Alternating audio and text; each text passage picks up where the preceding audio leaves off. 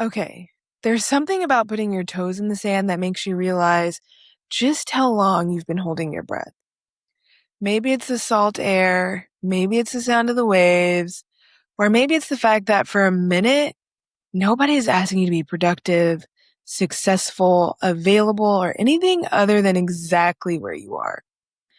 This summer, I started thinking about how much the ocean has taught me without ever saying a word. About how letting things wash away, about knowing when to pull back, about coming back to shore when you've gone too far out. And honestly, maybe healing doesn't always look like a dramatic reinvention. Maybe sometimes it looks like toes in the sand, sun on your face, your kids laughing somewhere nearby, and realizing I actually feel like myself again. Welcome back to Low Key Thriving. Woke up, new day, same me. No rush, I'm where I should be. Turn the noise down, see me shining. Low key thriving, low key thriving.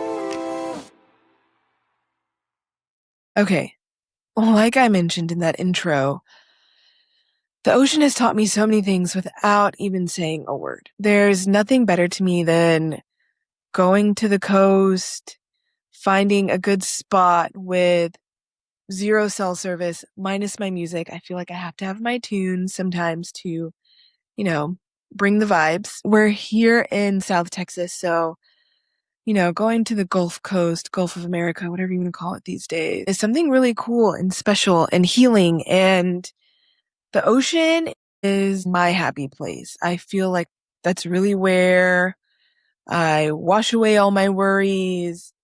I get to enjoy the water, connect to something deeper than myself, connect with who I'm at the beach with, and really connect with my creator, right?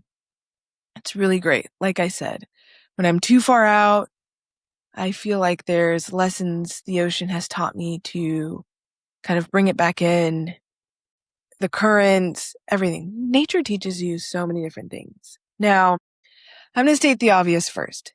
The ocean has so many healing properties. The salt water, the sand. When you need to hit up or get that free petty, you just kind of like rub your toes in the sand to get all the calluses and dead skin. And then you go out and wash it into that salty water. Like free pedicure, right? I also think it does something for the soul. Like it totally exfoliates stress and pain and so much. So much. I mean, you'll have to let me know how that works for you, what the ocean exfoliates in your life. But water really is restorative. It holds memories. It's got a lot of healing properties. I'm not telling you to go out and drink the ocean water because ew.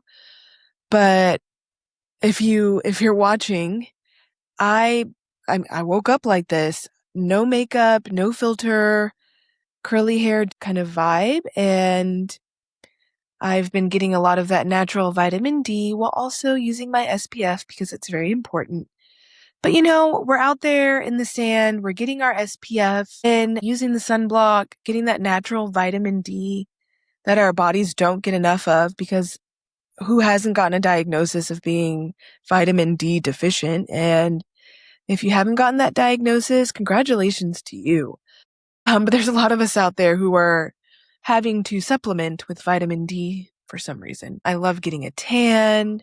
Anyways, there's so much. There's so much the ocean has taught me about healing and reconnecting.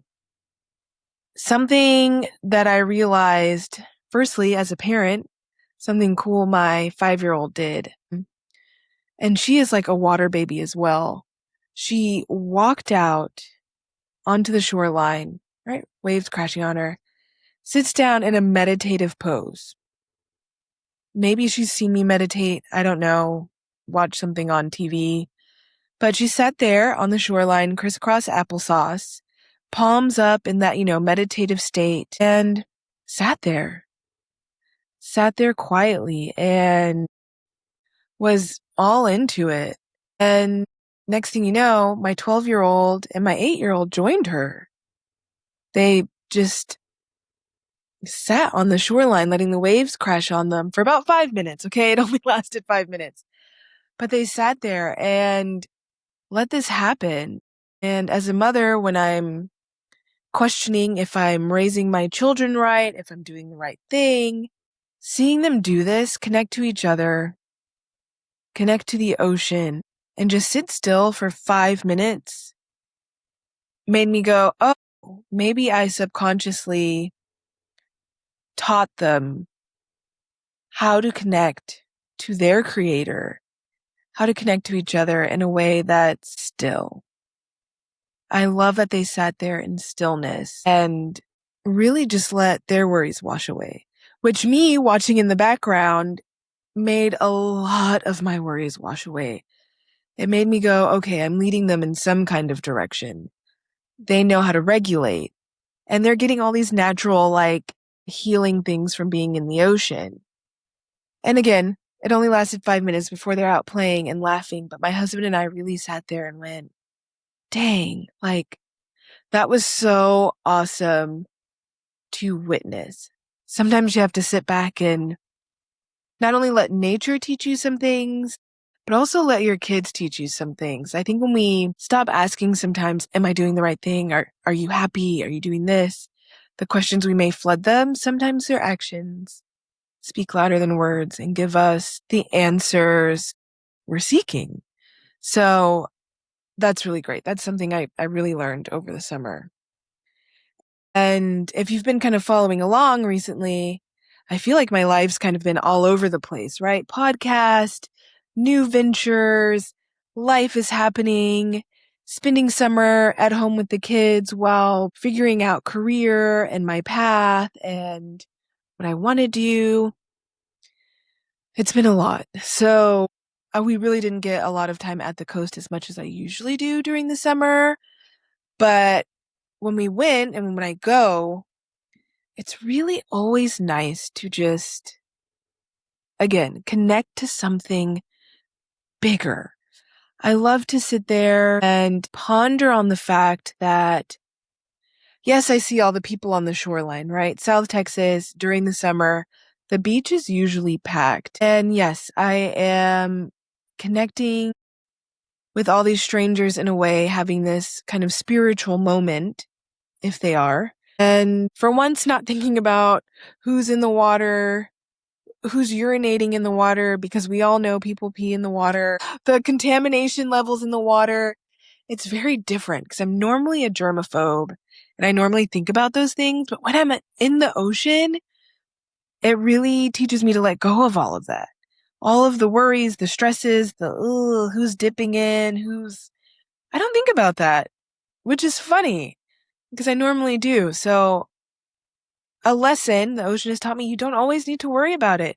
You don't always need to worry about whose toes are also in the sand. Sometimes you just got to worry about yours, right? I want to firstly say what the ocean does for me is that connection. I'm in the water with all these human beings, thinking about how on this giant marble with billions of people on it, there may be somebody on the other side of the world who's also feeling like myself, dipping their toes into the sand, kind of having that regulating moment. And that's interesting for me. And it's also healing for me, knowing I'm not alone. I just look out into this vast body of water and realize while you're alone in this moment, you're definitely not alone.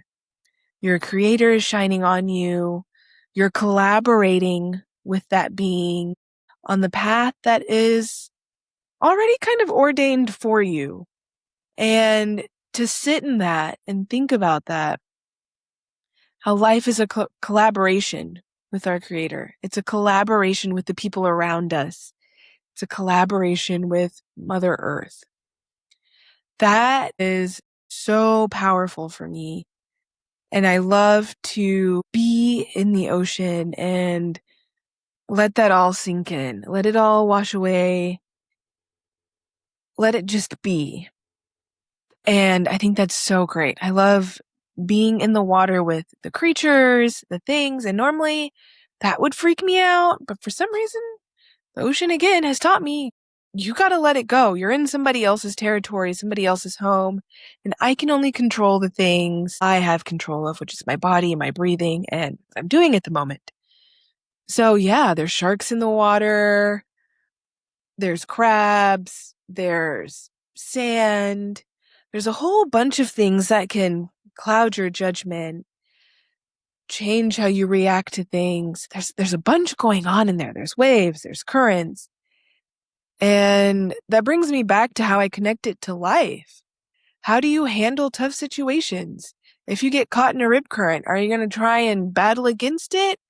Or are you going to kind of go with the flow until you reach the shoreline safety? Are you going to have to, flail around and ask for help if you get caught up?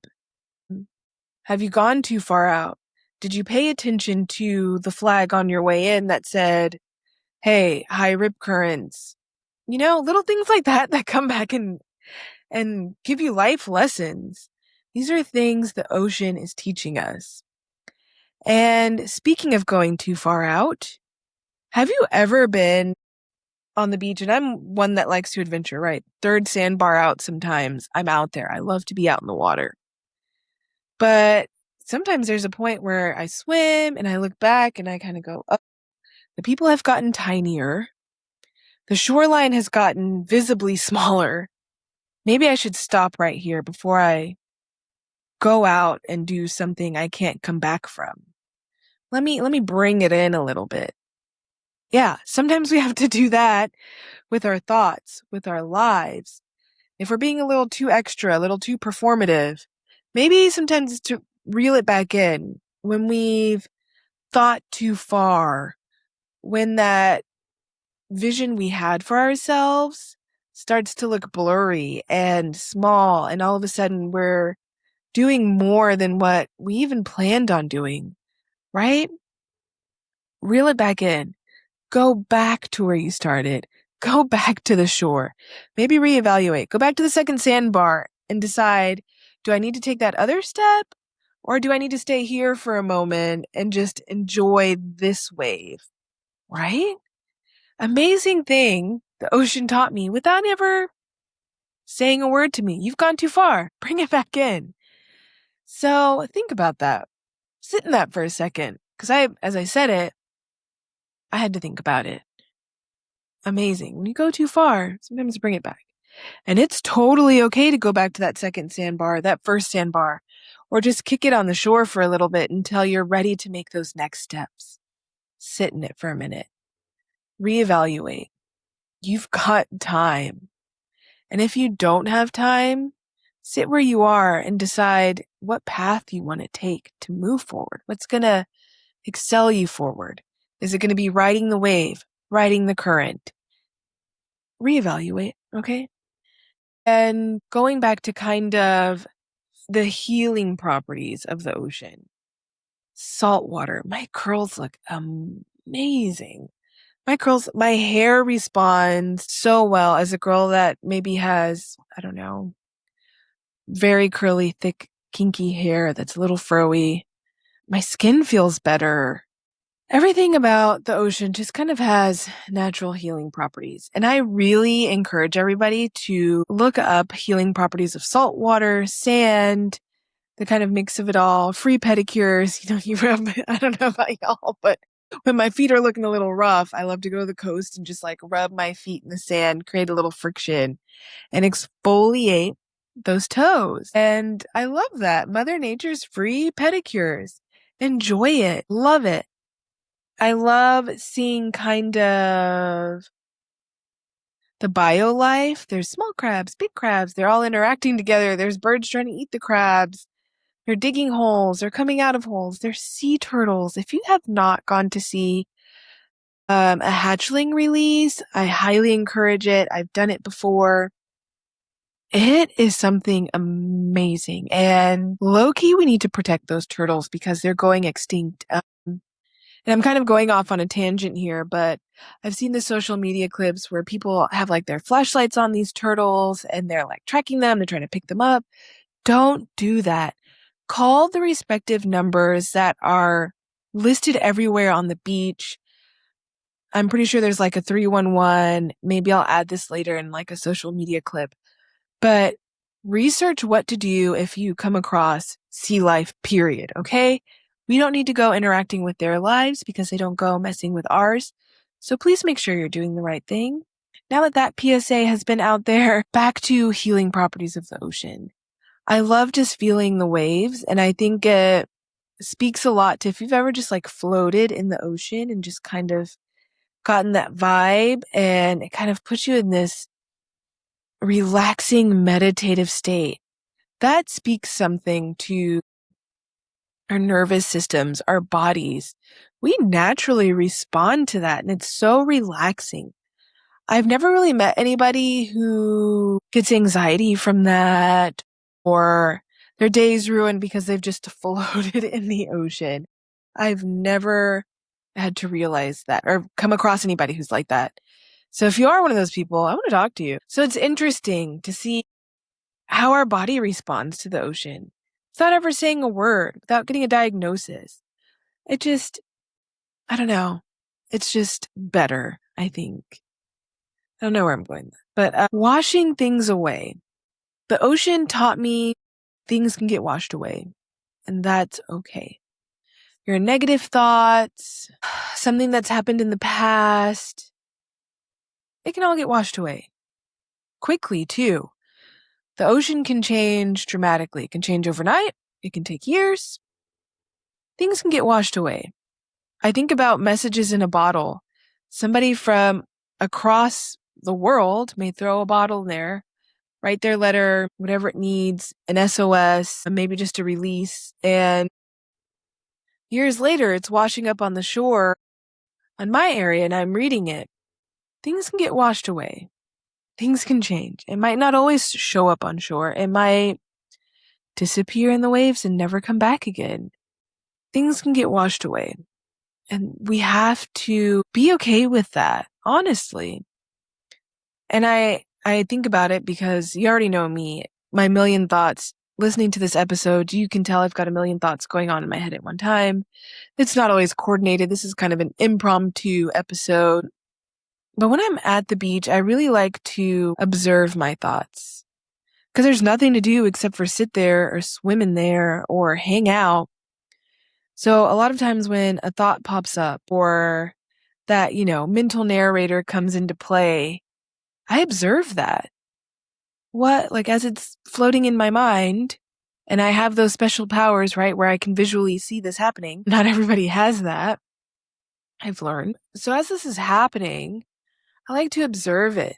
Why am I thinking about this? And do I need to reserve space for this in my mind, or do I need to let it wash away? That is my favorite question is, does it get divided into leave it out in the ocean for the current to take it halfway across the world or to have it disappear in the abyss? Or do I need to bring this back to shore and hold on to it? That's something the ocean has taught me. Observe, release, or reel it back in. It's so amazing when we sit with ourselves and we listen to our bodies and our creator and when we connect. What magic can come from that. And honestly, this is very low-key, thriving, coded. Reinvention doesn't have to be dramatic. Our shorelines change over the years. The globe, our land, literally the place we're sitting on has changed over years, millennia, centuries. Since the dawn of time, water erodes, the shorelines change. Sometimes it happens overnight. If there's a storm that comes through, if there's chaos that comes through, that shoreline may look very different tomorrow than it did yesterday. However, if there's just been a week of consistency, years of consistency, years of consistent waves washing ashore, animals coming about, storms, whatever, that shoreline eventually changes. And we have to be okay with it. Mother Nature has to be okay with it. It evolves over time. And if you're really, tinfoil hat on, global warming is a thing, it's happening faster than it did in the past. Humans are changing Mother Nature, maybe intentionally, maybe unintentionally. As we advance things like the climate, cause and effect. Research it. Okay, tinfoil hat off. We're changing. We were never meant to stay the same. Our Creator, the universe, has a path for us. You have a path for you. Do you want to connect with something? Do you want to evolve? Yeah, sure. Change is inevitable. That's one thing we do know. How we react to that change is what we have control of. And if Mother Nature, if the ocean has taught us anything this summer, it's that sometimes it's totally okay to sit on the shoreline and chill and watch the change happen. It's totally okay to swim out to that third sandbar and advance your evolution. And if we decide it's too much, we can come back to the shoreline. We can go back to the second sandbar. And lastly, it is imperative that we connect as human beings, that we connect with our creators, the universe, and realize it doesn't have to be perfect. Your swimsuit can fall off. You can have the worst day. It can start raining. But eventually, things will change. Your environment will change. And you'll be okay. You'll make it through. So low key, keep learning from the ocean. Keep learning from each other. And stay thriving. Okay, bye.